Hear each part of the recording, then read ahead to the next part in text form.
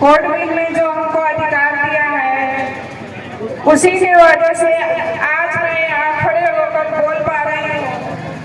और हमारी प्रधान जी है और हमारी जितनी भी महिलाएं बाहर निकल रही और पुरुषों के साथ कंधा से कंधा मिला के चल रही है। आज बाबा साहब की देन है कि हम यहाँ उपस्थित हुए हैं, नहीं तो हम भी घरों में गुलाम बन के रहते हैं। बाबा साहब ने हमको बहुत सारे अधिकार दिए हैं। उन्होंने हमें शिक्षा का अधिकार दिया, संपत्ति का अधिकार दिया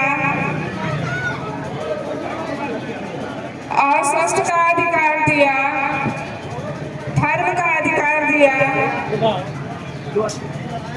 हमारे बाबा साहब के कहा कि जल्द से जल्द हमको बौद्ध धर्म ग्रहण कर लेना चाहिए।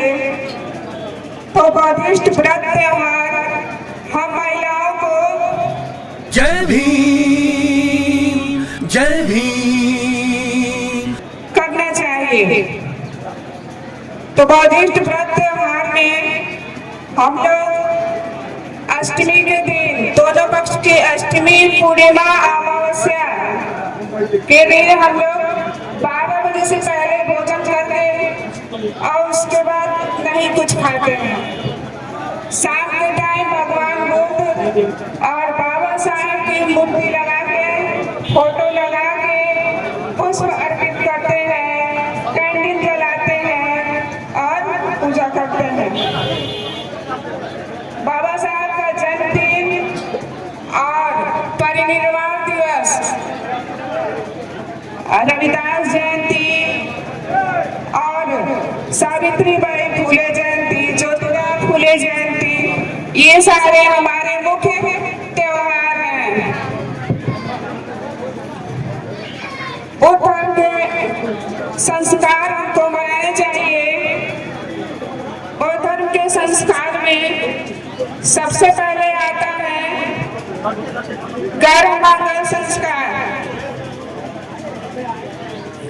जब माता के गर्भ में बच्चा 3 महीने का हो जाता है तो हम अपने धर्म गुरु को बुलाकर और गर्भ मंगल संस्कार कराते हैं। गर्भ मंगल संस्कार के बाद हम बच्चा पैदा जब हो जाता है तो उसका नामकरण संस्कार करते हैं। उसमें भी हम अपने हिसाब से धूमधाम से कर सकते हैं। बौद्ध भिक्षु बुलाने या बौद्ध विहार जाके वहाँ नामकरण संस्कार करा सकते हैं। फिर नामकरण संस्कार के बाद आता है केश कपन संस्कार। और केश कपन संस्कार में भी बौद्ध विहार में जाके हम बच्चे का बाल उतरवाते हैं अपने धर्म गुरु से। इस तरह से केश कपन के बाद आता है विद्यारंभ संस्कार। विद्या आरंभ संस्कार भी हम उसी तरह से कराते हैं। विद्यारंभ के बाद आता है कर्णवेदन संस्कार। कर्णवेदन संस्कार में भी हम बौद्ध विहार में जाके या घर में धर्म गुरु को बुला के अपने हिसाब से कर सकते हैं। उसके बाद आता है प्रवचन संस्कार। इसी तरह से विवाह संस्कार, उपसंपदा संस्कार और 10वां है मृत संस्कार। हमारे बौद्ध धर्म में 10 संस्कार है। इस संस्कार के हिसाब से हमको अपने संस्कार कराने चाहिए। इसी के साथ मैं अपने बाड़ी को विराम देती हूँ। नमो बुद्धाय करता हूँ। साथ ही साथ बांसे पीएसओ और बहुजन समाज पार्टी के संस्थापक माननीय विक्रांत सिंह राम साहब के चरणों में भी श्रद्धासुमन अर्पित करते हुए आज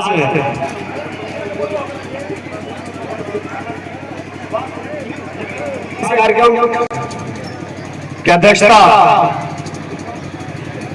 कर रही इस गांव की ग्राम प्रधान श्रीमती उषा देवी जी और इस कार्यक्रम का संचालन कुशल संचालन कर रहे भाई धर्मपाल भारती जी। इस कार्यक्रम में मुख्य रूप से वक्ता आदरणीय doctor Vishal Kumar ji, assistant professor राजनीति शास्त्र, doctor Ravindra Chandra Sonkar ji, assistant professor Shri Bajrang PG college Dadra Sikandarpur. इस कार्यक्रम में उपस्थित आदरणीय रमेश चंद्र राव जी, विश्व बौद्ध महासंघ केंद्रीय बोर्ड के सदस्य हैं। इस कार्यक्रम में उपस्थित आदरणीय अशोक कुमार जी, संघ प्रिय बौद्ध महासंघ श्रीमती पुष्पा राज जी, जो आपके बीच में अपनी बात रख रही थी, जो महिला जिला अध्यक्ष बौद्ध महासंघ की हैं। इसके साथ साथ इस मंच में मंचासीन हैं पूर्व सदस्य जिला पंचायत आदरणीय भागवत दास प्रेमी जी, कमलेश कुमार जी, मिशन के कलाकार भाई शंभू राजभर जी के साथ साथ आदरणीय संतोष प्रधान जी, जितेंद्र मास्टर जी, इस क्षेत्र से सदस्य जिला पंचायत आदरणीय गुड्डू मलिक जी, आप सभी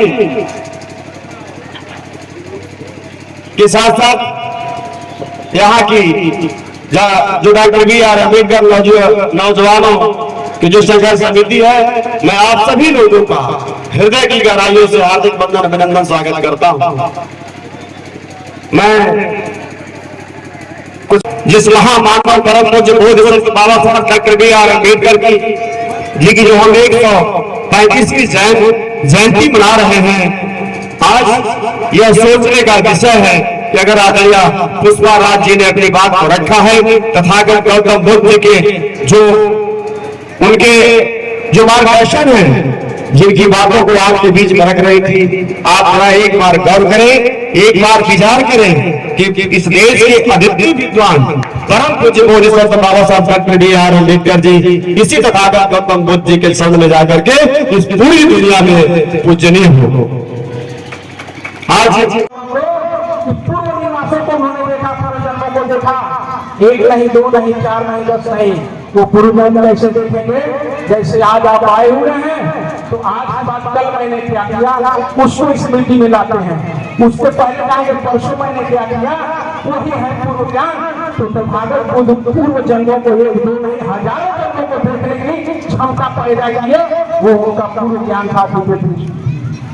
दूसरा उन्हें जो ज्ञान प्राप्त हुआ, उन्होंने देखा कि लोग अपने कर्मों के अनुसार, आप जानते हैं कि सारे लोग पढ़ा लिखा या बूढ़ा बच्चा सब लोग बोल रहे हैं कि सब लोग अपने कर्मों का फल भोगना है, लेकिन हम लोग नहीं जानते हैं कि हम अपने कर्मों का फल कैसे भोगेंगे या आप अपने कर्मों का फल कैसे भोगेंगे, ये हम नहीं देख पा रहे हैं।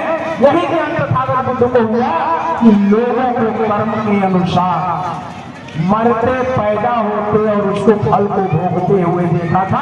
ये तथागत का दूसरा ज्ञान था।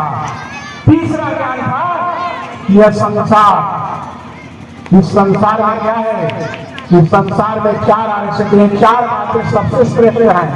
वो सत्य है, यहाँ यह संसार दुख है तो दुख का कारण है, और अगर कारण है तो उसका निवारण है, और निवारण है तो उसका मार्ग है, और उसका मार्ग क्या है? तथागत बुद्ध द्वारा दिया गया अष्टांगिक मार्ग है, इस दुख के निवारण का मार्ग है। तो आप अपने मन में झुका देंगे मेरे साथ, उस दिन अम्बेडकरवादी हो जाएंगे, आप अंबानी में अम्बेडकरवाद आ जाएगा, आपके सारे में आ जाएगा। दूसरी बात उन्होंने कहा था सील, आज सील के संबंध में मैं बताऊं, आज हमारी स्थिति यह हो गई है, विषय में मैं बताना चाहूंगा। देखिए आज लोग प्रधान बनने के लिए सही गलत कोई भी रास्ता तैयार करते हैं, विधायक बनने के लिए कोई भी रास्ता तैयार करते हैं, सांसद बनने के लिए, मंत्री बनने के लिए दल बदल देते हैं, मुख्यमंत्री बनने के लिए हत्याएं कर देते हैं, प्रधानमंत्री बनने के लिए क्या क्या नहीं कर देते हैं, यानी पद और कुर्सी पाने के लिए क्या कर देते हैं। बाबा साहब अम्बेडकर के विषय में सोचेंगे। हिंदू कोड जिसमें महिलाओं को अधिकार दिया गया था और वो भी नहीं थी। भारत के इतिहास में जब वैदिक काल था उस समय महिलाएं शिक्षित हुआ करती थी। उत्तर वैदिक काल में महिलाओं को शिक्षा से वंचित किया गया था। ऋग्वेद में 7 महिलाओं को लिखा है, गार्गी उपाला जैसे सब महिलाएं का लिखा है, लेकिन महिलाएं पढ़ी पढ़ी हुआ करती थी। उत्तर वैदिक काल में लोगों ने उनको वंचित कर दिया था।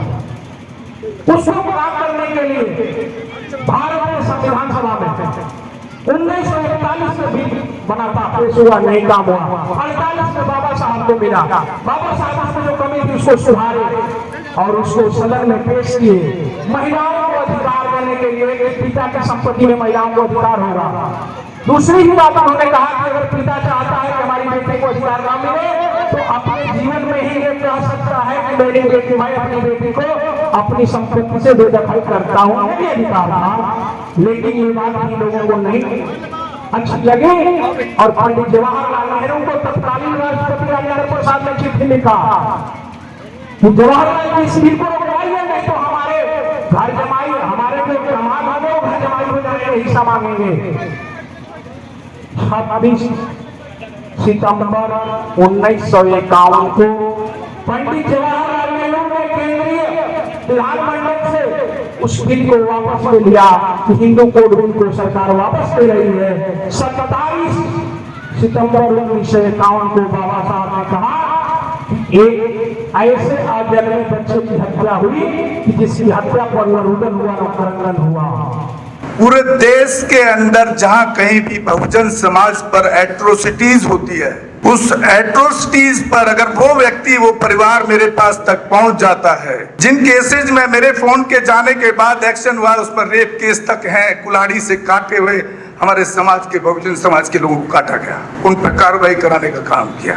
ऐसे सैकड़ों मनुवादियों को जेल भिजवा चुका हूं जो मेरे समाज पे, मेरी बहन बेटियों पर अत्याचार करते हैं। मेरे फिल्म प्रोडक्शन हाउस के अंदर अगर कोई आदमी इलेक्ट्रॉनिक मीडिया के अंदर जाना चाहता है या फिल्म लाइन में जाना चाहता है, उसको फ्री ऑफ कॉस्ट ट्रेनिंग में दे रहा हूं और देता रहूंगा। धर्म पढ़ाएंगे आपको, रामायण, महाभारत, गीता, बाइबल और कुरान। दोस्तों, आपको पढ़ना होगा भारत का संविधान। 1984 में काशीराम साहब को ज्वाइन किया मैंने। जय भीम, जय भीम। और उस टाइम में 9th क्लास में पढ़ता था। उनके उस रास्ते पे काम करता हूँ।